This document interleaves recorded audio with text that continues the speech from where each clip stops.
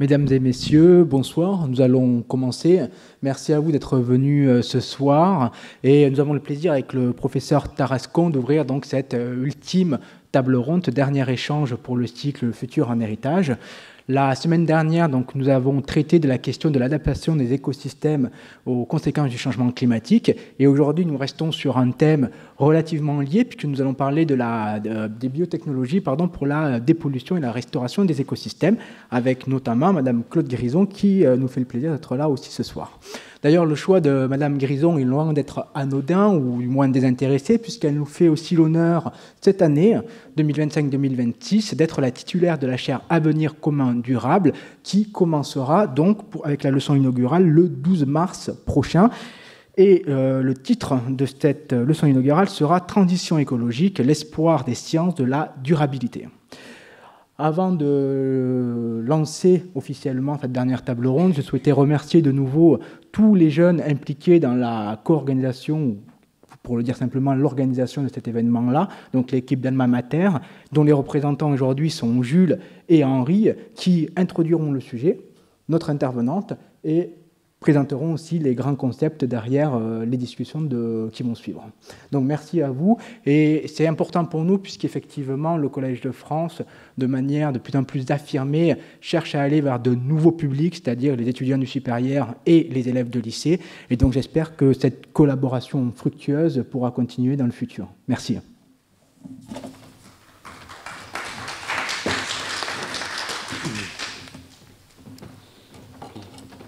Alors, mesdames, messieurs, bonsoir. Donc, aujourd'hui, nous sommes très heureux de pouvoir présenter cette dernière conférence sur le climat, donc, qui est un cycle qui nous porte énormément, en tout cas, d'intérêt.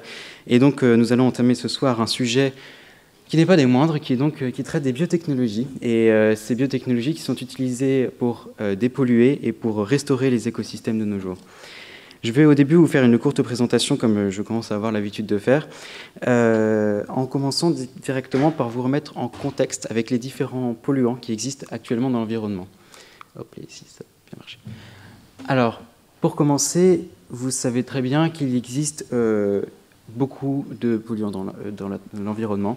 Il existe notamment les métaux lourds que vous connaissez sûrement par les scandales récents entre le cadmium, le mercure, l'arsenic, il en existe des tas d'autres. Et ces métaux lourds représentent des chiffres qui sont assez vertigineux, puisqu'on estime qu'entre 14 et 17% des terres agricoles mondiales sont touchées par la pollution de ces métaux toxiques. Et on estime que 0,9 à 1,4 milliard de personnes vivent dans des régions où les risques pour la santé publique sont accrus en raison de ces métaux.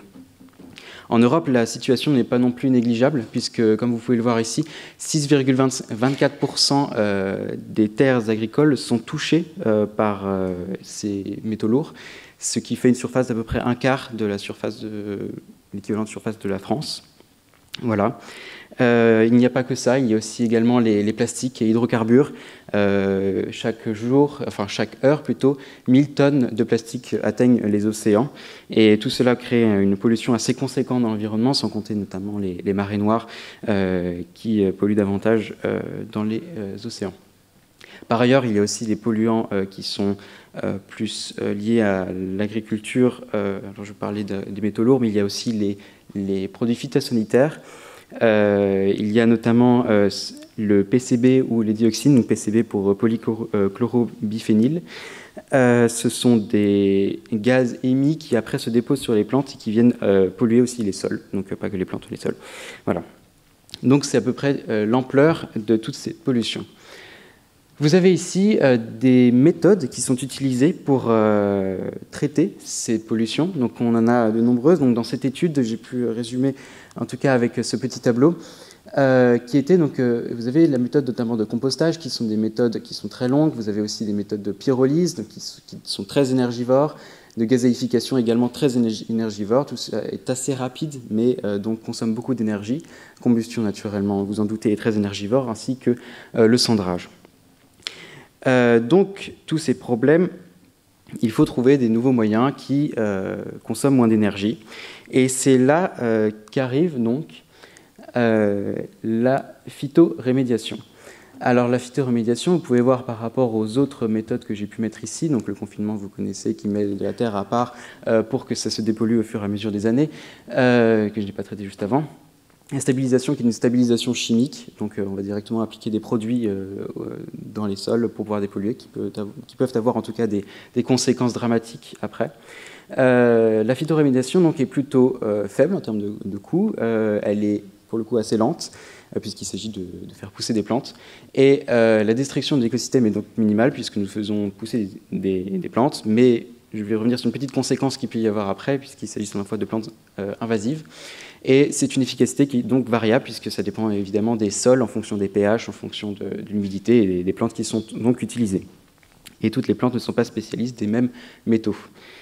Vous pouvez vous rendre compte ici, donc je me tourne plus vers tout ce qui est métaux, puisque ce soir nous discuterons principalement de la dépollution des métaux lourds dans le sol. Donc ici, vous pouvez voir, petit emoji qui n'est pas apparu, trois grandes approches qu'on peut caractériser un peu, qui sont donc la phytoremédiation, qui est l'utilisation de ces plantes. Il y a aussi les micro-organismes, puisque nous allons utiliser aussi tout ce qui est bactéries, champignons, microalgues, et enfin les systèmes hybrides qui peuvent mélanger donc des plantes avec des champignons, aussi bien que des plantes avec d'autres produits, qui sont notamment... alors, excusez-moi, oui, des produits phytosanitaires, etc. Donc, pour commencer, vous avez donc la phytoremédiation. Alors, la phytoremédiation, je me suis juste perdu dans mes papiers, puisque je fuis. Alors, vous pouvez voir ici les différentes étapes, donc avec les métaux lourds qui sont collectés. HM signifie heavy metal en anglais, donc les métaux lourds, qui donc entrent dans la rhizosphère, donc tout ce qui concerne les racines, qui sont ensuite redirigés au fur et à mesure dans les plantes et enfin dans la plante et qui finissent dans tout le reste donc, de la plante. Voilà. Ça, c'est ce qui concerne la phytoremédiation. Vous avez ici un exemple de plante et je fais, c'est un petit clin d'œil à notre invité de ce soir puisqu'il s'agit du tabouret bleu, qui est une plante qui a été utilisée dans le sud de la France, notamment pour la dépollution de certains métaux. Nous y reviendrons. Et voilà, donc ça c'est ce qui est pour de la phytoremédiation. Je vais vous faire un petit point assez rapidement sur comment dirais-je, les alliés invisibles. Donc vous avez les bactéries, les microalgues également, et les champignons, donc comme ces champignons mycorhiziens arbusculaires. Ces bactéries rhizophiliques, elles facilitent l'absorption. En fait, vous pouvez voir ici par rapport à ce schéma que quand nous avons des bactéries donc, qui sont présentes, il y a une absorption qui est plus simple avec des métaux lourds donc, dans la plante, contrairement à ce quand il n'y a pas. Vous avez aussi donc, les microalgues qui permettent aussi la biodégradation en milieu aquatique, mais ça, ce n'est pas nouveau par rapport à ces pollutions. Voilà, je vais essayer de passer assez rapidement pour que nous puissions passer aux interventions. Donc, et vous avez les systèmes hybrides, donc ça c'est une espèce à part, un peu dans le troisième flèche que j'avais désigné. Vous avez donc la phytoremédiation assistée par champignons mycorhiziens, donc c'est-à-dire, c'est ce que j'ai dit juste avant, par rapport aux AMF, donc les champignons mycorhiziens arbusculaires, qui forment une symbiose avec supérieure à 80% des plantes. Il y a multiplication donc, par 100 de la surface d'exploration du sol. Vous avez aussi une action double, donc directe de filtrage, mais également indirecte de tolérance de la plante. Vous avez également la phytoremédiation assistée par des bactéries, promotion donc plutôt de la croissance, modification de la biodisponibilité des métaux et amélioration de la tolérance au stress. Vous avez également les plantes et amendements, les amendements donc, qui sont des mélanges donc, qui sont effectués donc, dans le sol notamment, et tout ça, ça apporte donc, ce qui est biochar compost, un agent chélateur, et ensuite optimisation du pH et de la structure. Vous allez avoir tout ça donc, pour améliorer les capacités de la plante à absorber ces métaux. Donc ici, nous allons traiter assez rapidement l'écocatalyse. Alors, la catalyse, vous savez, je pense, pour certains, ce que c'est, puisqu'il s'agit donc d'une espèce qu'on va introduire dans une solution qui va permettre d'accélérer la réaction, et c'est une espèce qui est reformée à la fin de la réaction. Alors, vous avez ici, pour cette écocatalyse, quelque chose qui sera davantage expliqué après, un petit schéma donc, qui est extrait donc, de Société chimique de France, de phytotechnologie remédiatrice et chimie verte. Donc, pour commencer, vous avez par exemple ici transfert industriel de l'écocatalyse qui va ensuite donner la valorisation, réhabilitation socio-économique, puis vous avez la phytoextractation sur les sites, transformation de la biomasse en écocatalyseur, et enfin synthèse organique par écocatalyse, et tout ça forme un cercle donc, qui est plutôt d'une sorte d'économie circulaire. Voilà. Ensuite, vous avez un concept très important à appliquer là-dessus, puisque vous savez que la chimie a une très mauvaise image depuis des générations. C'est pour ça que la chimie verte est un domaine dans lequel il y a de plus en plus de recherches, qui est donc cette conception de produits et de procédés chimiques qui minimisent donc cet impact environnemental et donc pour de casser les traditions classiques de la chimie qui polluent. Voilà. Donc nous avons dans cette conférence des limites et des défis qui sont bien sûr apportés. Vous avez la liste ici en termes de temps, d'échelle, de biodiversité et de technique et d'économie. Puisqu'il faut trouver tout de suite, bien sûr, une question de rentabilité, puisque si on traite des hectares et des hectares et que ça coûte des millions, on ne peut pas. Et puis savoir aussi avec les plantes si elles sont invasives ou non. Et cela peut poser aussi des problèmes. Et donc nous avons ces questions ouvertes auxquelles nous pourrons nous amener, en tout cas, pourrons être amenés ici à répondre. C'est est-ce que c'est une solution unique, donc la phytoremédiation, est-ce que c'est un outil complémentaire? Est-ce que ces biotechnologies, puis je vais plutôt basculer sur biotechnologie, est-ce que ces biotechnologies aussi, est-ce qu'elles ont un cadre réglementaire pour accompagner, donc est-ce qu'il y a un cadre réglementaire en tout cas pour accompagner cette innovation? Et également, comment est-ce qu'on peut arbitrer entre l'efficacité, sa durabilité et son coût? Voilà. C'est c'est ce à propos de quoi nous allons discuter et parler ce soir. Je laisse maintenant Jules faire la petite présentation de notre invité, puis nous irons nous asseoir. Pour vous représenter un peu l'invité qui a déjà été précédemment partiellement présenté par Benjamin, Madame Claude Grison, vous êtes directrice de recherche au CNRS au sein du laboratoire de chimie bio-inspirée et d'innovation écologique de l'Université de Montpellier. Vous êtes également membre de l'Académie des sciences depuis janvier 2025 et également plein d'autres choses, et vous avez reçu plein d'autres prix, mais j'espère que vous ne m'en voudrez pas de raccourcir pour qu'on passe au plus vite dans ce sujet qui s'annonce passionnant, très complexe et très complet. Nous allons nous focaliser que sur une seule partie. Et la seule question, habituellement j'ai une problématique un peu plus longue, mais le sujet étant tellement complexe, la seule question, ça sera comment? Comment faire pour, avec ces biotechnologies, pouvoir soigner ce sol? On va y répondre tout au long de cette séance et nous allons pouvoir aller nous installer pour commencer à poser nos questions.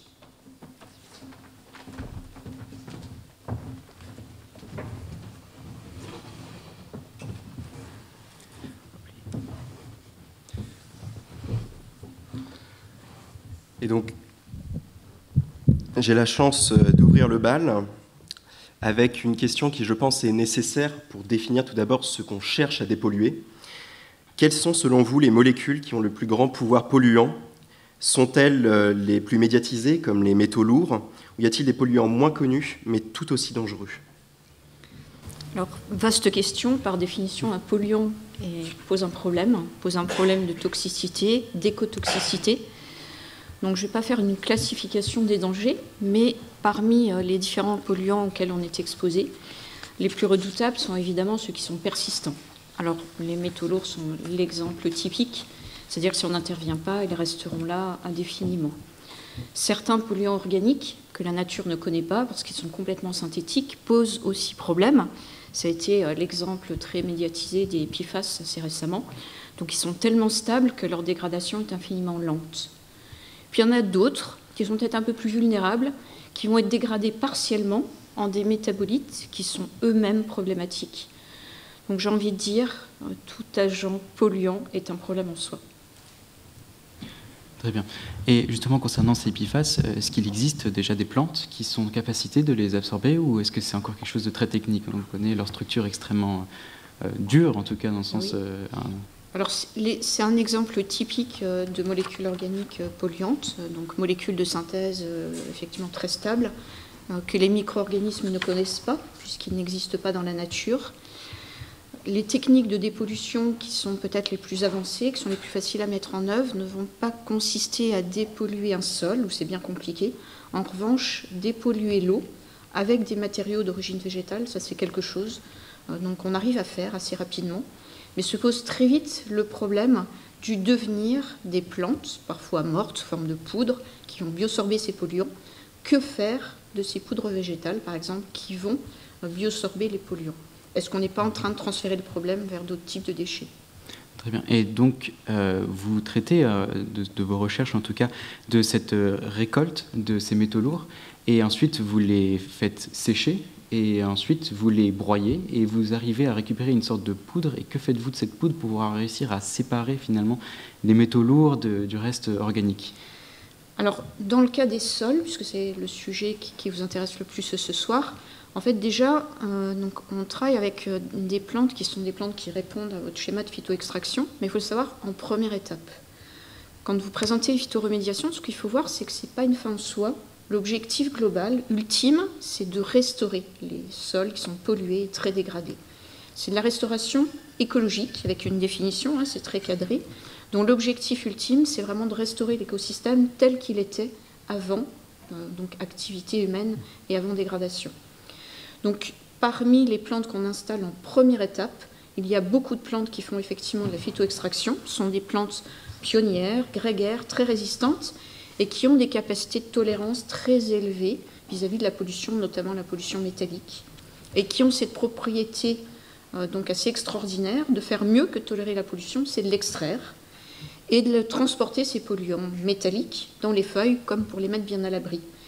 Et les plantes qui se sont adaptées à ces contextes vont concentrer des quantités astronomiques d'éléments, alors j'ai plutôt envie de dire, le terme chimique approprié, d'éléments métalliques de transition. C'est du zinc, c'est du manganèse, c'est du nickel, pour les plantes les plus douées, qui arrivent à les stocker en haute concentration. Donc ce sont des éléments métalliques en fait, qui sont très utiles, notamment en chimie, en catalyse chimique, on ne sait pas s'en passer. Et pourtant, le zinc notamment fait partie des ressources minérales qui pourraient être en voie d'épuisement au niveau mondial assez rapidement. L'état des ressources donc identifiées est assez faible et assez problématique. Donc l'idée, ça a été de voir ces plantes qui accumulent ces métaux comme des réservoirs possibles d'éléments métalliques pour la catalyse chimique. Donc comment faire? Alors pour nous, l'idée, c'était donc d'aider ces plantes à se développer sur ces sols très dégradés, et puis de récupérer les feuilles qui sont les plus chargées en éléments métalliques de transition, zinc, nickel, manganèse. Et on s'est rendu compte que c'était les feuilles les plus âgées, voire les feuilles mortes. Donc on récolte assez massivement donc ces feuilles âgées ou mortes, très chargées en éléments métalliques, et on se retrouve avec par exemple du zinc ou du manganèse, mais pas que. Également les éléments minéraux qu'a toute plante. Si une plante a des feuilles vertes, elle fait de la chlorophylle, et qui dit de la chlorophylle dit aussi par exemple du magnésium. Et on va se retrouver avec ce mélange d'espèces minérales naturelles et l'élément de transition phytoextrait par la plante. Donc au départ de ce travail, la grosse question était, doit-on faire du zinc pur, du manganèse pur, du nickel pur, comme on le fait quand on va extraire un minerai, par exemple, de nickel. On va le traiter jusqu'à avoir du nickel pur. Au départ, le pari, qui était un petit peu osé, consistait à dire, mais si la plante met à notre disposition des éléments minéraux, et puis cet élément de transition phytoextrait, est-ce qu'il ne faudrait pas conserver l'intégralité de ce que nous donne la plante? Parce qu'elle nous livre au bon degré d'oxydation pour la catalyse chimique, sous la bonne forme. Et puis, on n'avait pas envie de reproduire les erreurs de la métallurgie, qui a un impact environnemental très lourd, autant que l'extraction du minerai. Et donc, on a décidé de tout garder. Et aujourd'hui, donc, le traitement de ces plantes qui concentrent les éléments de transition est très simple. Effectivement, un traitement thermique assez modeste, on pourrait quasiment le faire dans un four de cuisine, pour donner un ordre de grandeur, favorise l'auto-assemblage du métal de transition que la plante a extrait du sol, et des éléments minéraux physiologiques de la plante. Et ça nous a mis entre les mains finalement des catalyseurs complètement nouveaux, aux structures complètement inédites, qui n'étaient pas connues dans le monde de la chimie classique, et dont on a découvert un potentiel assez extraordinaire. Donc on a entre les mains ces poudres végétales, qui sont des assemblages de l'élément extrait du sol et des éléments minéraux de la plante, qui sont des outils extrêmement performants pour construire des molécules d'intérêt à haute valeur ajoutée. Et alors, justement, vous nous parlez déjà de ces conditions définies pour considérer qu'une zone est dépolluée. Est-ce que vous pouvez nous préciser un petit peu cette définition et surtout, par justement ces catalyseurs que vous récupérez par la récolte de ces feuilles et cette combustion, est-ce que vous réussissez à financer, tout du moins au moins partiellement, cette dépollution de site? Alors, il y a deux questions dans ce que vous me demandez. Première question, attention, j'ai essayé d'expliquer un petit peu. On n'a pas la prétention de dépolluer un sol. En tous les cas, on ne l'envisage pas au premier degré sous cette forme-là. On essaie vraiment de restaurer un site qui est très pollué, sur lequel aucune végétation classique ne peut se développer. Donc la première étape, c'est vraiment ça, c'est restaurer l'écosystème dégradé. On commence par la phytoextraction. Mais bien sûr, ça n'est pas l'objectif ultime. Quand on a installé ces plantes qui extraient les métaux, eh bien, en deuxième étape, on installe ce qu'on appelle des légumineuses. Donc, on connaît bien le fonctionnement. On connaissait tous ces petits pois, exemple de légumineuses, qui ont une propriété assez extraordinaire de transformer l'azote qui est dans l'air en engrais azotés. Elles le font naturellement. Et donc, elles vont favoriser le développement d'une végétation plus conventionnelle, plus classique, quand on aura réussi à installer ces légumineuses. Donc, on va tout doucement vers la réinstallation de l'écosystème initial. Voilà. Donc, on n'est pas dans un schéma qui est un petit peu naïf de dépollution. On est vraiment là pour faire de la restauration de ce sol. Alors bien sûr, la pollution va diminuer en termes de concentration grâce aux premières plantes installées qui font de la phytoextraction. Mais voilà, on n'a pas comme objectif essentiel de dépolluer. On est là pour restaurer, ce qui est déjà énorme. Parce que réinstaller des plantes de façon durable sur ces sols, c'est confiner la poussière métallique des sols, éviter l'envol des nanoparticules métalliques vers les habitations voisines, c'est très important, et limiter aussi l'érosion des sols à chaque fois qu'il pleut, parce que s'il n'y a plus de végétation, le sol est emporté, les sédiments pollués avec, et on va contaminer après les systèmes aquatiques qui vont transporter la pollution bien loin. Donc on est vraiment dans un schéma de restauration. Et du coup, j'ai oublié la deuxième question. Ah oui, ça me revient. Donc, quel est le développement économique de tout ça? Eh bien, effectivement, quand on développe ces technologies de restauration écologique de sols pollués, la technique fonctionne. Il faut être un petit peu patient, c'est ce que vous avez évoqué, parce qu'il faut laisser la nature reprendre ses droits. Les sols sont très dégradés, donc c'est quand même une forte contrainte pour les espèces qu'on installe, même si elles tolèrent la pollution, c'est quand même bien difficile. Mais ce sont des technologies qui ne sont pas très coûteuses, en tous les cas bien moins que l'excavation des terres ou le confinement. Mais si on est un petit peu patient, on arrive vraiment à restaurer ces écosystèmes. Et puis le pari, effectivement, c'était pour aller jusqu'à la restauration totale des écosystèmes, eh bien, c'est apporter donc une valorisation économique de ces solutions écologiques, parce que restaurer un écosystème, en fait, ça coûte de l'argent. Et comment trouver les fonds nécessaires pour aller jusqu'au terme des objectifs de restauration. Et c'est là où la récolte de ces feuillagers, de ces litières végétales qui sont gorgées de métaux sont extrêmement intéressantes, puisqu'elles sont très valorisables en chimie. Et aujourd'hui, ces plantes qui permettent de restaurer ces écosystèmes nous ont permis tout simplement de revisiter tous les grands mécanismes de la chimie et de faire tout un lot de molécules d'intérêt, que ce soit un usage médical pour la santé. On a beaucoup travaillé initialement sur ces objectifs, repenser la construction de médicaments, en baissant les coûts d'ailleurs de production de ces médicaments, puis des molécules plus communes dans le domaine de la parapharmacie, ou faire des matériaux qui sont indispensables, donc par exemple des plastiques biodégradables. Donc on a revisité la possibilité de produire des tas de molécules utiles dans la vie de tous les jours, avec le pari que la chimie apporterait un soutien économique aux solutions écologiques initiales. Très bien. Justement, je vais vous poser une petite question maintenant.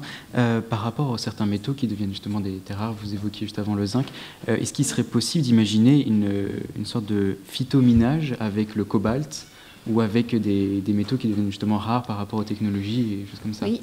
Alors, par exemple, dans le cas du cobalt, on a un petit peu travaillé dessus avec des collègues du nord de la France et belges qui effectuaient des recherches en République démocratique du Congo, puisqu'il y a une grosse activité d'extraction du cobalt et du cuivre. Finalement, on a été assez déçus devant les plantes qui accumulaient le cobalt, parce que les taux d'accumulation sont assez faibles, et en mélange avec le cuivre, ce qui est un petit peu compliqué à gérer. C'est très utile en restauration de ces milieux, mais difficilement valorisable.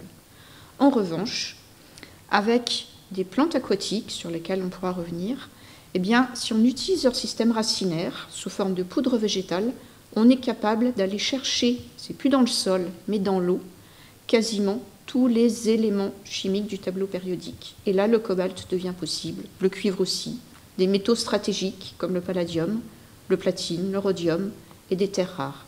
Là, le potentiel est quasiment infini. Et ces plantes, est-ce qu'elles ne sont pas un peu invasives? Parce que je sais que vous Oui, évoquiez alors, la renouée du Japon, c'est oui. fois par rapport à ces... Effectivement, c'est très très différent du sol. Le sol, donc les plantes qu'on a évoquées tout à l'heure dans la phytoextraction sont des plantes qui se sont adaptées localement. En revanche, on a beaucoup étudié le milieu aquatique qui plante de plein fouet donc, cette pollution des sols. Et on s'est rendu compte que certaines plantes aquatiques envahissantes avaient un système racinaire très particulier. Et c'est là où c'est intéressant d'être chimiste et de faire l'écologie, parce qu'on a trouvé une explication sur la structure chimique qu'il y avait à la surface de ces racines de plantes aquatiques exotiques envahissantes. On a compris pourquoi elles survivaient, elles se multipliaient aussi facilement par rapport à d'autres. Elles avaient un système racinaire très bien fait, un peu comme des antennes moléculaires qui vont capter avec une très forte efficacité tous les nutriments qu'il leur faut pour vivre dans l'eau, ce qui n'est pas facile pour une plante, surtout si elle flotte. C'est un vrai défi de se nourrir. Eh bien, on a vu qu'elle pouvait capter des éléments nutritifs avec beaucoup d'efficacité. Et si elle rencontrait des éléments polluants, elles ne vont pas forcément faire la différence avec un élément nutritif. Elles vont le capter aussi, et à des concentrations très élevées. Et comme tout se passe à l'échelle de la molécule, donc c'est tout petit, c'est à l'échelle du nanomètre, eh bien, si on récolte ces plantes aquatiques envahissantes, qu'on les transforme à l'état de poudre, pour qu'elles deviennent inoffensives et plus dangereuses, eh bien, la poudre végétale va garder ses capacités, cette affinité pour les éléments métalliques et, par exemple, capter avec énormément d'efficacité le cobalt, par exemple. Mais alors, vous nous parlez d'une méthode qui quand même semble avoir énormément d'avantages. Quelle est aujourd'hui l'étendue de son utilisation? Oui. Et effectivement, est-ce que c'est difficile à mettre en place, notamment en fonction du nombre de cycles de culture, de ce qui serait nécessaire et des changements de gouvernance possibles? Même pas. En fait, le schéma est très simple, puisque là, on a affaire à des plantes aquatiques exotiques envahissantes. C'est malheureusement un des 5 facteurs clés responsables de l'effondrement de la biodiversité, parce que ce sont des plantes qui se sont très bien acclimatées donc à nos milieux, et le réchauffement climatique les aide beaucoup, parce qu'en général, elles n'ont rien à faire ici. Elles viennent de milieux tropicaux, et elles retrouvent un climat qui leur plaît beaucoup. Elles sont hyper dynamiques, et donc elles sont très abondantes dans la nature. Donc, un de nos défis actuels, c'est de mettre en place des outils à grande échelle de récolte les plus massifs possibles de ces plantes aquatiques envahissantes. Donc, on n'a même pas à les cultiver. J'ai envie de dire, malheureusement, elles se sont répandues à très grande vitesse dans les milieux aquatiques et pour d'autres dans les zones humides. Donc, elles sont présentes. Et un des défis, là encore, c'est de les récolter massivement, d'étudier l'impact qu'on a sur ces récoltes. On le fait avec des procédés écologiques assez pointus pour ne pas faire d'erreurs. Et puis après, eh bien, on les transforme sous forme de cette poudre qui va permettre d'aller capter ces métaux stratégiques dans l'eau. Donc en fait, le schéma est assez simple. Simplement, il sort un petit peu des sentiers battus. Il faut accepter dans un premier temps eh bien, d'investir dans ces solutions écologiques, notamment de récolte massive en milieu aquatique ou en zone humide. Et sur des zones plus sèches, plus terrestres, est-ce que la facilité est la même Ça arrive. On le fait, donc vous avez évoqué les renouées exotiques. Alors on est peut-être un petit peu plus en zone humide, mais ça reste dans le sol aussi. Donc on est justement en train d'étudier des techniques industrialisables pour qu'elles soient les moins coûteuses possibles, mais qu'elles répondent aussi à la réglementation du domaine, c'est-à-dire faire ces récoltes sans aucune maladresse, c'est-à-dire ne libérer aucun fragment qui serait source de reprise derrière. Donc voilà, il y a tout un cahier des charges qui existe, mais ces solutions fonctionnent déjà à grande échelle. Et justement, je voulais revenir plutôt sur, j'ai abordé la question des bactéries, notamment, et est-ce que vous avez réussi à avoir une sorte de cocktail, parce qu'on sait qu'il y a des bactéries aussi qui se traitent ces métaux lourds, et voire les polluants, est-ce que vous avez réussi à avoir, un cocktail d'un mélange de plantes avec des bactéries qui arrivent justement à traiter davantage et de collecter davantage de déchets? Alors le côté bactéries, oui, nous a interpellés. Vous l'avez un petit peu évoqué tout à l'heure quand vous parliez des mycorhizes qui facilitent la nutrition des espèces végétales. Et moi, je vous ai cité les légumineuses tout à l'heure, qui sont très utiles dans ces programmes de restauration écologique. Et il se trouve qu'on a découvert, notamment dans les Cévennes, eh bien, une légumineuse qui est capable de faire de la phytoextraction. Et ça a été passionnant, c'est très rare. Donc, elle a un double rôle. Ce rôle d'extraction, et là c'était du zinc, ça reste un des très grands accumulateurs de zinc. Et en plus, c'est une légumineuse. Ça veut dire quoi? C'est-à-dire qu'elle vit en symbiose avec des bactéries du sol. Et ça nous a beaucoup perturbés, parce que cette légumineuse se développe sur un sol où la biodiversité du sol, même au niveau bactérien, est extrêmement réduite. Et elle avait réussi donc à se développer donc en vivant en symbiose avec une bactérie du sol. On s'est demandé quelle bactérie arrivait à survivre dans ces conditions. Bon, on n'a pas été déçus, c'était une bactérie inconnue, une nouvelle espèce bactérienne. Et après, on a essayé de comprendre pourquoi elle et pas une autre. Et on a vu des stratégies assez sidérantes. Cette bactérie arrivait à survivre dans ces sols très contaminés parce qu'elle tolérait la pollution, mais qu'elle avait trouvé une solution pour s'accaparer plus vite que les autres le peu de sucre qu'il y a dans le sol, le peu de glucose. Et c'est vital, parce que pour cette bactérie, pénétrer la légumineuse et vivre en symbiose avec la légumineuse lui demande beaucoup d'énergie. Pour transformer cet azote qui est dans l'air en engrais azoté, c'est la bactérie qui le fait pour la légumineuse. Et elle consomme une énergie faramineuse. Donc quand on est chimiste, réduire l'azote en ammonium nous fait réfléchir, ça demande beaucoup d'énergie. La bactérie le fait très bien, mais consomme beaucoup de glucose. Donc elle a trouvé une stratégie qui s'explique très bien au niveau de la chimie aussi, qui est absolument sidérante, où elle s'approprie 10 fois plus vite que toutes les autres le peu de glucose qu'il y a dans le sol. Voilà, et elle pénètre donc dans les racines de la légumineuse, où elle fabrique cet engrais, et en échange, la légumineuse lui donne le sucre dont elle a besoin, qu'elle produit par photosynthèse. Mais elle prend pas le dessus parfois, justement, arriver à finir par épuiser c'est une relation, à la différence des mycorhizes, la relation entre la légumineuse et cette bactérie est une relation qui est très spécifique. C'est-à-dire la légumineuse sait reconnaître cette bactérie du sol, elle et pas une autre. Il y a un dialogue moléculaire très joli au niveau des racines, et elle la sélectionne parce qu'elle l'a donc identifiée comme étant très efficace pour donc produire cet azote dont elle a tant besoin. Donc c'est une relation très spécifique. Très bien. Et justement, vous nous parlez de légumineux et de leur absorption. Sur les légumineux consommés habituellement par le grand public, y a-t-il une étude du risque qui peut être justement par cette absorption qui est recherchée dans ce contexte-là, mais pas nécessairement pour la consommation? Alors, je dirais non en première approche, parce qu'une légumineuse celle que j'ai citée, qui extrait le zinc et qui vit dans des sols très pollués, c'est rare et c'est une adaptation locale. On la retrouve à d'autres endroits où elle n'accumule rien du tout. Donc c'est vraiment une adaptation locale, donc c'est très spécifique. Donc, et les plantes qui font de la phytoextraction restent des plantes rares et exceptionnelles. Donc voilà, il faut le savoir pour ne pas avoir cette inquiétude. En revanche, ça c'est un problème qui existe aussi. Si on cultive en fait des plantes racines sur des sols pollués, il ne faut pas non plus négliger la contamination.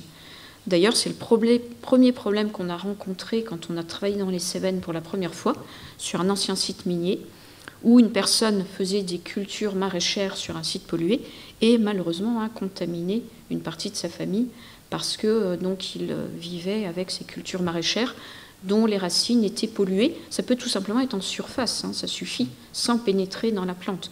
Donc il y a des précautions à prendre donc en termes de culture. Mais d'un point de vue général, ces plantes qui font de la phytoextraction sont suffisamment rares pour en fait, ne pas donc exposer quelqu'un, je dirais, d'un point de vue alimentaire. Après, c'est d'ailleurs très souvent, vous avez montré le tabouret bleu tout à l'heure en photo, c'est typique, cette plante qui extrait le zinc ne survit qu'en milieu pollué. C'est une mauvaise compétitrice. Sur un sol normal, elle se fait toujours dépasser par des plantes plus classiques. Mais sur un sol pollué, il n'y a plus cette compétition. Donc elle arrive à survivre grâce à la phytoextraction qu'elle fait si bien. Et donc dans ces enjeux-là, qui peuvent être quand même existants, même si assez faibles, y a-t-il une sensibilisation du public et plus largement des politiques et des acteurs locaux? Alors, en tant que chercheur, c'est quelque chose que l'on fait. C'est fait au niveau aussi de différentes structures de l'État, l'ADEME, l'INERIS, l'ARS, etc. C'est très important, effectivement. On fait cet effort de partager les résultats de recherche que l'on fait auprès de la population. Quand on va travailler dans un village où il y a un problème de pollution, on essaie de restaurer le sol, ou dépolluer l'eau, on partage toujours nos résultats. On essaie de les expliquer pour effectivement ne pas être naïf devant ces problèmes de pollution qui posent évidemment des problèmes de santé. Une petite question supplémentaire. Est-ce que le génie génétique ne pourrait-il pas créer des plantes hyperaccumulatrices, justement? Est-ce que vous avez une position par rapport aux OGM? Une position qui est celle des écologues européens et en particulier français. Donc on n'est pas très favorable à ce genre d'approche. Ce n'est pas la peine d'en arriver là. Si on se donne les moyens de mieux comprendre ces plantes et de leur stratégie d'adaptation, on peut les rendre très efficaces avec leur capacité naturelle d'adaptation. Il n'est pas nécessaire d'en venir là. Je pense qu'il est préférable d'acquérir des connaissances scientifiques plus approfondies de ces espèces qui sont déjà très bien adaptées. Est-ce qu'il y a eu des recherches justement là-dessus, sur tous ces OGM ou pas? Alors, en France, en Europe, on ne doit pas le faire. Oui, c'est communément admis. Je pense que personne n'a envie de tomber dans ces biais, parce qu'on a des exemples qui sont contre-productifs. Je pense notamment à un collègue américain qui n'avait même pas été jusque-là, mais qui avait sélectionné en fait une plante très douée pour faire de la phytoextraction du nickel. D'ailleurs, il avait fait l'erreur fatale qu'on ne fait pas en Europe, venir chercher une plante en Turquie qui avait des capacités agronomiques assez extraordinaires pour accumuler le nickel, pour l'implanter dans l'état de l'Oregon. Cette plante est devenue envahissante. Il avait deux solutions. Soit elle n'avait aucune chance de s'acclimater, soit devenir envahissante. Elle est devenue envahissante. Donc finalement, il a créé un problème qui a été assez évocateur, qu'on connaît tous. En France, il n'y a pas de souci là-dessus, et donc personne n'a envie de faire ses maladresses.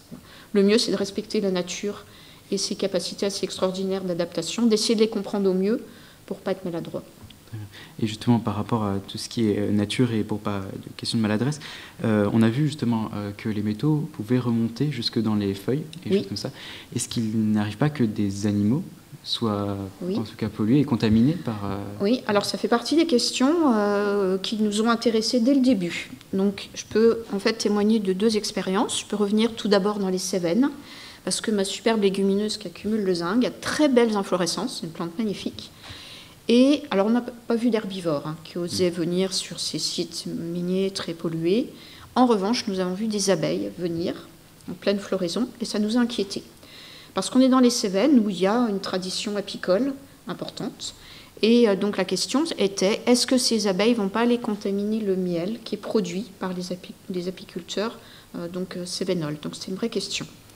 Et on a eu la chance de discuter de tout ça et de rencontrer des apiculteurs assez courageux qui ont joué le jeu et qui ont exposé certains ruchers à proximité du site minier qu'on essayait de restaurer, où on développait cette légumineuse.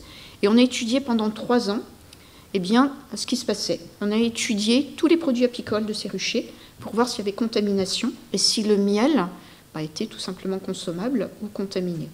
Bon, on n'était pas très rassurés, pas plus d'ailleurs que les apiculteurs. Et puis finalement, ce qu'on n'avait pas imaginé, c'est que le miel était de très bonne qualité, meilleur que certains miels citadins. Ça nous a beaucoup interpellés. Donc cette étude a été publiée et elle est devenue après une véritable question scientifique. Mais comment ça s'est passé? Parce qu'il y avait une introduction de certains métaux dans la ruche. Certains produits dans certaines ruches étaient contaminés, mais pas le miel. C'est devenu un énorme projet qui a été développé après pour comprendre le travail des abeilles qui était réalisé à l'intérieur des ruchers. Mais là, donc, la bonne nouvelle, non attendue, c'est que le miel était tout à fait consommable. Problème similaire en Nouvelle-Calédonie, on est très actif sur ces sujets de restauration écologique. L'activité minière est très importante. Là, l'autre sujet qui nous faisait peur, c'est qu'il y a une espèce invasive sur place, encore une maladresse humaine, les cerfs. On a introduit les cerfs en Nouvelle-Calédonie. Ils sont devenus envahissants. Et ils ont une certaine appétence pour des arbres qu'on utilise beaucoup en restauration minière qui accumulent le manganèse. Et là, c'était la question fatale. Est-ce que les cerfs vont être contaminés par le manganèse en grignotant ces feuilles en même temps et donc contaminer la viande? Et là, catastrophe très vite, on peut imaginer assez rapidement.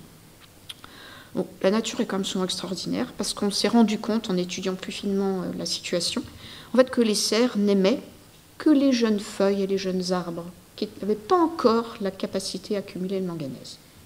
Pour l'instant, nous en sommes là. Ça ne veut pas dire qu'on maîtrise tout, que le risque n'existe pas, mais sur les 2 exemples qu'on a essayé vraiment de travailler en profondeur, il n'y a pas eu de contamination. Mais alors, justement, vous nous avez parlé de ces exemples, également de l'exemple précédent sur la récupération d'une plante en Turquie. Quel est l'état du partage de connaissances entre les différents acteurs qui font de la recherche sur ce domaine? Oui. Et est-ce plutôt un partage réel et libre ou une séquestration des informations? Non, non, c'est très libre parce que nous sommes chercheurs avant tout. Donc le meilleur moyen de communication, de partage, c'est la publication scientifique, ce que nous faisons tous classiquement. Je pense que voilà, c'est très clair, on partage tous les détails avec la précision scientifique et la rigueur de la science qui va avec. Et donc il y a une bonne connaissance de ce que font les uns et les autres. C'est très important effectivement pour progresser. Et de fait, l'état de la collaboration internationale est plutôt réel. Enfin, chacun travaille un petit peu sur ces différents domaines, ou il y a des collaborations internationales réelles sur ce sujet? Alors, il y a des collaborations internationales, mais elles ne sont pas toujours si faciles que ça, parce que selon les pays dans lesquels on travaille, les espèces végétales sont très différentes. Déjà, il n'y a pas de point commun, par exemple, avec ce qu'on fait en Nouvelle-Calédonie, dans le Gard. Les espèces végétales ne sont pas du tout les mêmes, n'appartiennent pas aux mêmes familles, elles ne se comportent pas de la même façon. Donc, à chaque fois, on a un peu l'impression de redémarrer à zéro pour comprendre ces plantes qui se développent et qui s'adaptent à ces scénarios de pollution. Donc, les collaborations se font plutôt à l'interdisciplinarité. Par exemple, j'ai eu la chance, ne serait-ce que 10 jours, de recevoir un ancien chercheur qui a créé une ONG qui veut établir des liens entre santé humaine et restauration écologique. Et donc, il a choisi de me rapprocher d'experts dans le domaine de la santé pour voir l'impact positif qu'on peut avoir. Donc, c'est plutôt sur ces sujets qu'il y a une collaboration. Parce que finalement, sur les phytotechnologies de restauration, en fait, c'est très, très lié à l'endroit, au site sur lequel on travaille. Je dirais même en France, en fait.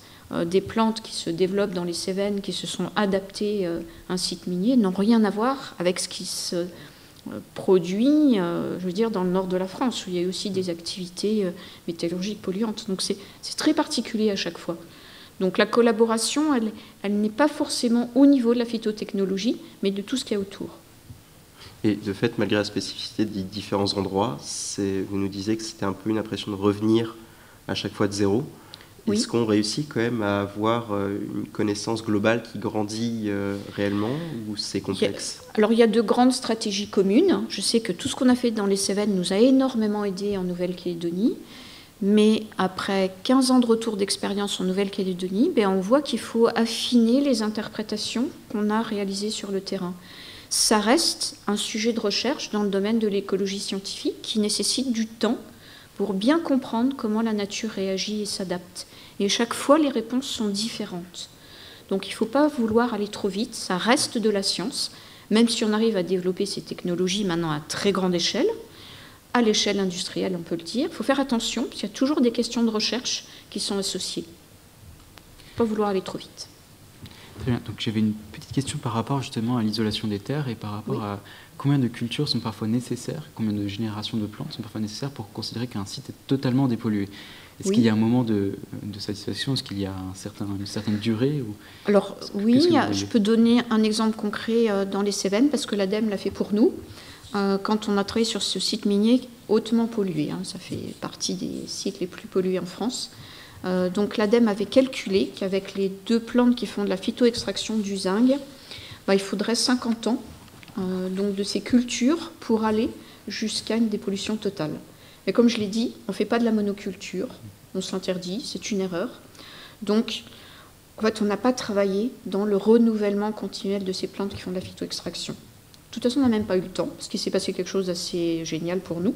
C'est qu'au bout de 2 ans où on a installé ces plantes qui font de la phytoextraction, se sont installées spontanément des plantes tolérantes, qui accumulent rien du tout, mais qui tolèrent la pollution. Et progressivement, des plantes de plus en plus communes ont reconquis le terrain et ont revégétalisé naturellement en fait, ces espaces pollués. Donc voilà, donc on n'est vraiment pas dans ce scénario de dépollution. Ce n'est pas utile, je pense que ça serait une erreur. Ce qui compte, c'est de rétablir la biodiversité initiale. Mais alors justement, sur ces longues périodes de temps, comment prévoyez-vous ou gérez-vous l'évolution, que ce soit l'adaptation des plantes, mais également des polluants qui peuvent être présents? Alors, comme on a affaire à des polluants métalliques, il ne se passe pas grand-chose, je vais dire, dans le sol, mais ce sont des choses en fait qu'on suit. On a un exemple en Nouvelle-Calédonie de toute une famille de plantes qui sont assez extraordinaires et qui sont capables d'aller chercher des métaux qui ne sont pas solubles dans l'eau. Elles sont capables de les transformer. Elles font de la chimie au niveau des racines, elles les transforment, elles les rendent disponibles, solubles, et elles vont les transporter de façon très sélective pour aller les stocker dans les feuilles. Donc il y a toute une chimie qui se passe au niveau du sol, entre les racines, et là il n'y a pas de mycorhize dans ce cas-là, c'est une particularité, et les métaux qu'il y a dans le sol. Donc que l'élément métallique soit disponible ou pas, elles en font leur affaire en fait. Voilà. Et ça c'est des choses qu'il faut essayer de comprendre pour voir justement comment dans le temps ça va se passer. Je vais revenir sur votre éco-catalyse, notamment. Oui. Donc, est-ce que vous avez une petite idée à nous donner par rapport au rendement de ces plantes et à quel point est-ce que les industriels, après, sont intéressés aussi par ces rendements?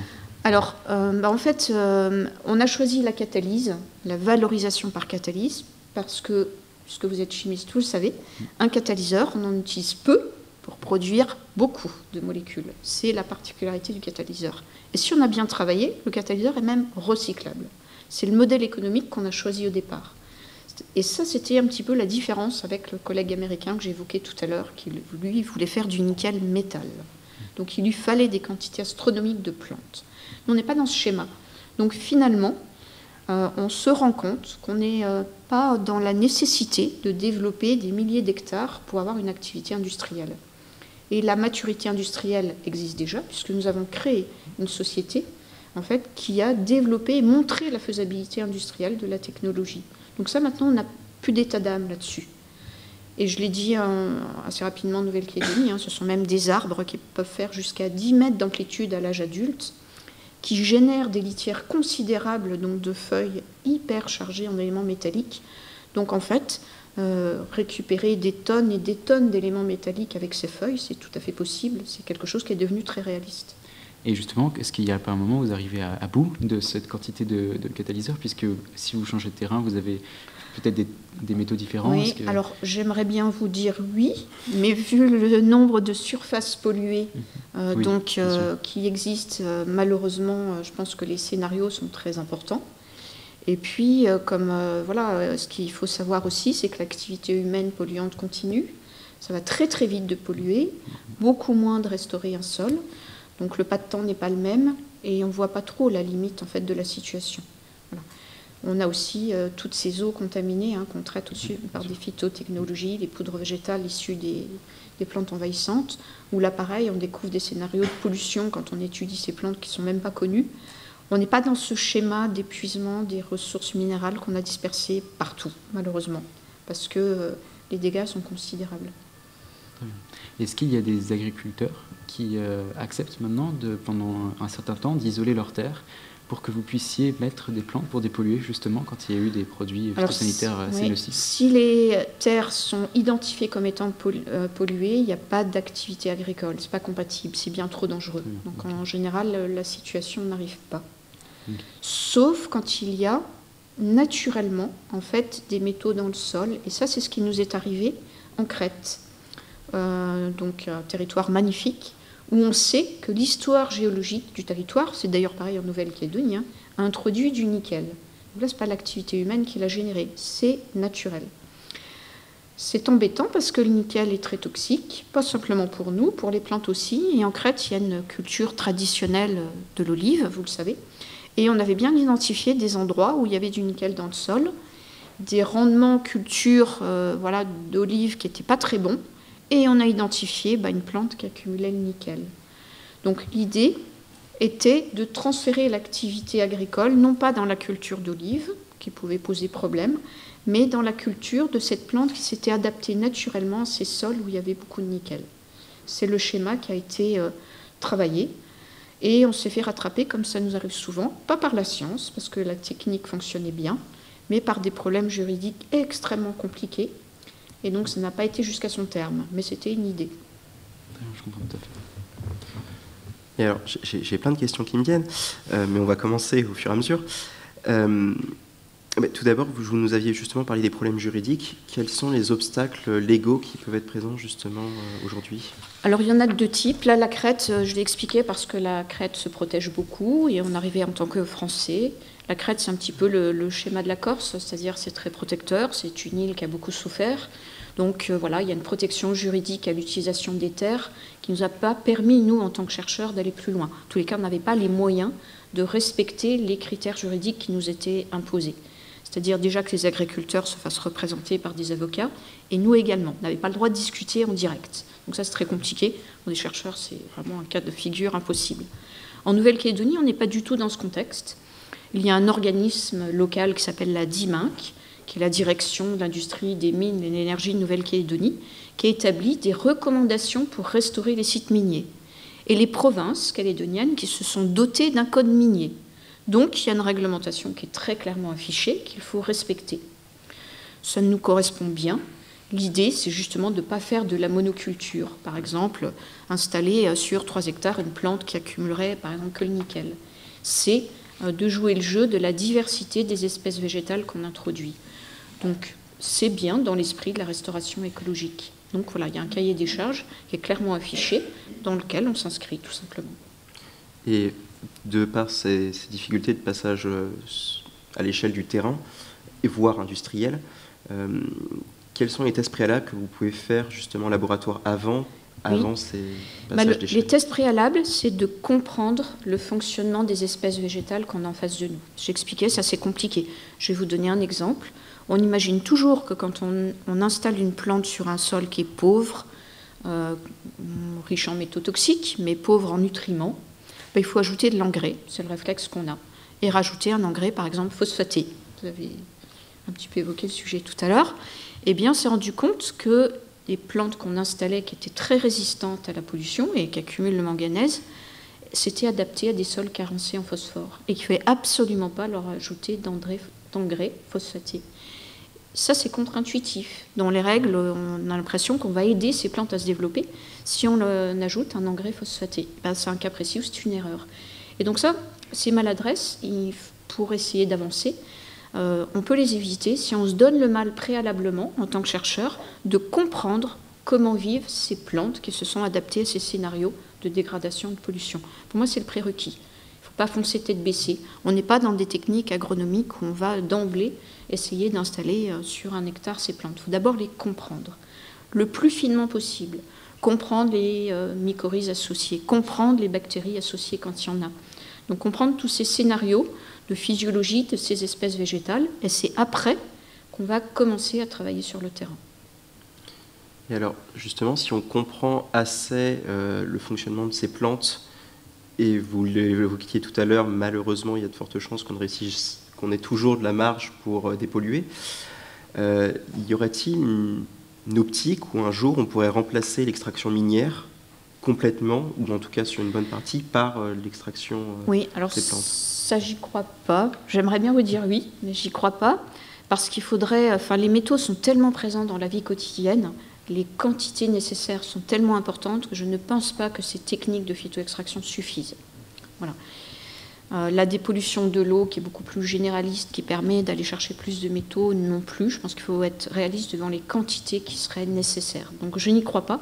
En revanche, si on ne peut pas remplacer à 100% l'extraction minière, le fait de travailler avec des opérateurs miniers sur ces schémas de restauration est extrêmement intéressant, parce que ça permet aussi de progresser dans les conditions d'extraction minière. Typiquement en Nouvelle-Calédonie, ce qui est fait, et à d'autres endroits aussi, c'est qu'on n'a pas le droit de se lancer tête baissée dans l'extraction des minerais comme ça. Il faut déjà faire un inventaire écologique, en fait, de la parcelle avant exploitation. C'est extrêmement important. On peut découvrir des espèces à protéger. L'exploitation ne sera pas délivrée. Ça permet d'être moins impactant. Ça nous permet aussi d'imaginer dans quelle direction il faut aller quand on fait de la restauration écologique, parce qu'on connaît l'écosystème avant exploitation. Donc c'est très informatif et ça permet quand même de limiter l'impact en fait des exploitations minières. Je pense que l'idée pour nous, c'est de réduire l'intensité des activités minières et de les concevoir différemment. Et j'ai une petite question par rapport, je voulais revenir aux agriculteurs tout à l'heure. Est-ce qu'il serait envisageable, par exemple, quand il y a eu on parlait des produits phytosanitaires et notamment tout ce qui est produits phosphatés, il y a eu ces scandales avec le cadmium dans ces mines. Est-ce qu'il serait possible d'imaginer donc que les agriculteurs, pour arriver à avoir le label du bio, puissent utiliser ces plantes donc, sous forme de jachère pendant une période de l'année pour pouvoir dépolluer les sols et ainsi arriver à des plantes plus... Alors là, oui, c'est un cas très compliqué, c'est pareil, hein, j'aimerais bien à toute rigueur dire oui, ça serait formidable. D'ailleurs, on a identifié le tabouret bleu que vous avez montré, accumule le cadmium en quantité non négligeable. Après, attention, pour respecter des critères fondamentaux de biodiversité, d'écologie scientifique, quand on a identifié une plante comme le tabouret bleu qui est capable d'accumuler le cadmium, on ne la cultive que dans son habitat naturel. On s'interdit d'aller l'implanter dans un autre contexte, un autre endroit où le climat, la composition du sol est radicalement différente. Donc voilà, c'est pas aussi généraliste que ça, malheureusement. C'est pas une solution miracle qu'on va pouvoir transposer. Ce qu'il faut voir, et ce qu'on fait systématiquement, quand effectivement on a introduit encore une fois maladroitement ce cadmium, les engrais phosphatés, c'est d'étudier comment répond la nature, pour identifier s'il n'y a pas des espèces qui ont commencé à s'adapter et qui vont peut-être accumuler déjà un petit peu le cadmium. Ce sont des choses qu'il faut absolument faire. Je comprends tout à fait. Et alors, d'un point de vue plus politique, comment gérez-vous les changements de réglementation ou de gouvernance qui peuvent se faire sur des périodes justement qui nous intéressent, donc plusieurs dizaines d'années, qui peuvent aussi bien faire l'interdiction de certains produits ou l'autorisation de d'autres produits ou de certaines techniques? En fait, quand je vois l'exemple des engrais phosphatés, ce n'était pas une découverte, le fait que malheureusement il y avait du cadmium en présence des phosphates. Donc la question qu'on se pose quand on est chercheur et qu'on s'intéresse à ces sujets, mais comment a-t-on pu utiliser avec cette abondance et cette incrédulité des engrais bourrés de cadmium? C'est incompréhensible. Ce sont des erreurs et des maladresses qu'on paye très cher derrière, dont la gestion est extrêmement difficile. Donc pour moi, c'est pas acceptable. C'est quelque chose qui est absolument un peu révolutionnaire dans un certain sens. Est-ce que nous, à notre échelle, nous aurions un moyen, alors moi en dehors du fait que je sois chimiste, mais est-ce qu'il y aurait un moyen de promouvoir en fait, tout ce qui se passe justement pour qu'il y ait dans l'opinion publique, parce que c'est la fois, comme je le disais au début, la chimie est associée donc au mal et à la pollution. Est-ce qu'il y aurait un moyen donc de promouvoir ces biotechnologies finalement pour qu'elles soient acceptées du grand public? Oui, mais je crois qu'il faut partager les expériences réussies. Je pense que c'est important. Si on montre que la chimie, contrairement effectivement à ce qu'on entend, n'a pas que des activités polluantes, mais peut à l'inverse aider énormément à comprendre toutes ces phytotechnologies, dans le cas de la bactérie qui vit avec la légumineuse, on est capable de la cultiver parce qu'on est chimiste et qu'on a compris comment elle s'adaptait, elle survivait. Donc la chimie du vivant a un rôle fondamental pour bien comprendre le fonctionnement des micro-organismes et des espèces végétales associées. Donc c'est quelque chose qui est très important. Et plus on partage ces expériences positives et réussies, plus je pense on peut montrer le rôle positif que peut avoir la chimie, qui a donc cette vocation à travailler à l'interdisciplinarité avec par exemple l'écologie scientifique ou l'agroécologie qui est tout aussi importante, pour montrer qu'il y a plein d'autres solutions. On a évoqué rapidement les mycorhizes, même si ce n'est pas mon domaine de spécialité, on sait très bien que ça va favoriser l'extraction du phosphate pour nourrir une plante. Donc voilà, réfléchissons à des techniques naturelles. La nature a des tas de solutions qu'on ignore parfois, qui vont permettre d'être moins maladroits que faire et introduire des engrais phosphatés bourrés de cadmium. Et alors, avant qu'on passe, je pense, aux questions du public, une dernière question un peu plus sur le futur. Et tout d'abord, quelles seraient les limites en fait, aujourd'hui qu'on aurait et qui seraient intéressants pour développer des pistes de recherche dans les 5, 10, 20 prochaines années il y a un courant qui se développe beaucoup en ce moment, que je trouve très intéressant, qui s'appelle les solutions fondées sur la nature. C'est essayer de trouver des solutions qui s'appuient sur le fonctionnement de la nature, donc qui nécessitent d'abord de le comprendre, et puis de s'en inspirer de façon très scrupuleuse pour résoudre tous ces problèmes de pollution, de dégradation, qui sont des solutions extrêmement pertinentes parce qu'elles résultent sur l'adaptation de la nature au stress auquel on l'a soumise. Donc ce sont des adaptations naturelles. voilà, les procédés naturels et tous les phénomènes évolutifs ont sélectionné ce qu'il y a de mieux. C'est très opérationnel. Ce sont généralement des solutions qui sont conduites sur le long terme, donc qui sont extrêmement intéressantes, mais qui ne sont pas non plus des solutions naïves, et qui associent, dans la définition officielle aussi, cette rentabilité, cette valorisation économique, mais non maladroite et non naïve, elle aussi. Donc toujours réfléchie, conçue sur le long terme, pour soutenir ces solutions naturelles. Donc c'est un courant qui se développe bien au niveau de la recherche, en France, en Europe, qui a adopté une définition officielle sur le domaine, qui mérite d'être soutenu, amplifié, et qui est très intéressante parce qu'il y a un programme de recherche en France qui n'est pas qu'un programme de chercheurs, qui associe beaucoup de collectivités. Et ça, c'est extrêmement intéressant parce que c'est un partage de connaissances entre eux, des gens qui sont sur le terrain, qui ont la gestion de sites, de zones territoriales et des chercheurs. Donc c'est une belle expérience qui répond aussi à votre question tout à l'heure. Partager les connaissances aussi avec les gens qui sont sur le terrain. Je vais maintenant donc conclure ce cycle de 5 conférences et donc cette conférence en particulier. Je tiens tout d'abord à vous remercier grandement pour le déplacement, vu que vous venez tout droit de Montpellier, exprès pour cette intervention.